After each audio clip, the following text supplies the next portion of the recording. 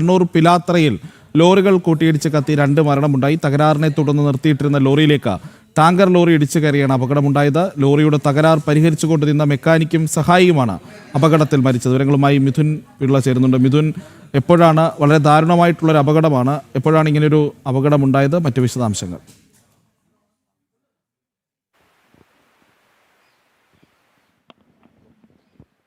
പ്രജിത്ത്, ഇന്നലെ രാവിലെ ഏതാണ്ട് 3:45 കൂടിയാണ് ഈ ഒരു അപകടം ഉണ്ടായത്.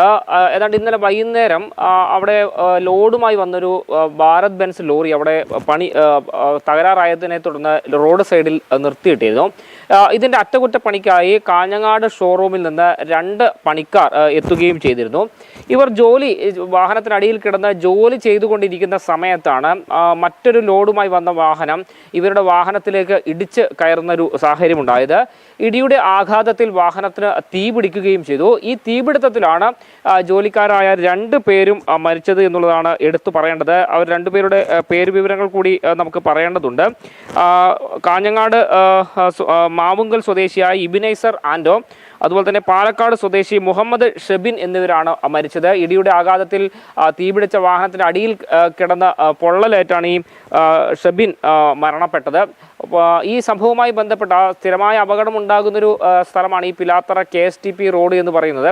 ഏതാനും ദിവസങ്ങൾക്ക് മുൻപൊക്കെ തന്നെ അവിടെ നിരന്തരം അപകടങ്ങൾ ഉണ്ടാകുന്നൊരു സാഹചര്യമുണ്ടായി. ഒടുവിൽ ഇന്ന് പുലർച്ചെ ഉണ്ടായി ഈ അപകടത്തിൽ വാഹനത്തിന് തീപിടിച്ചു. ആ സമയത്ത് പോലീസും ഫയർഫോഴ്സും എത്താൻ അല്പം വൈകിയെന്ന് പറയുന്നുണ്ട്. ഇതിലും പരിയാരത്ത് നിന്ന് പോലീസും അതുപോലെ തന്നെ ഫയർഫോഴ്സും നാട്ടുകാരും ഒക്കെ എത്തി സംയുക്തമായി മണിക്കൂറുകൾ പണിപ്പെട്ടാണ് ഈ തീ അണച്ചതിന് ശേഷം ഇരുവരെയും ആശുപത്രിയിലേക്ക് കൊണ്ടുപോയത്. പക്ഷേ ആ സമയത്ത് തന്നെ 2 പേരും മരണപ്പെട്ടിരുന്നു.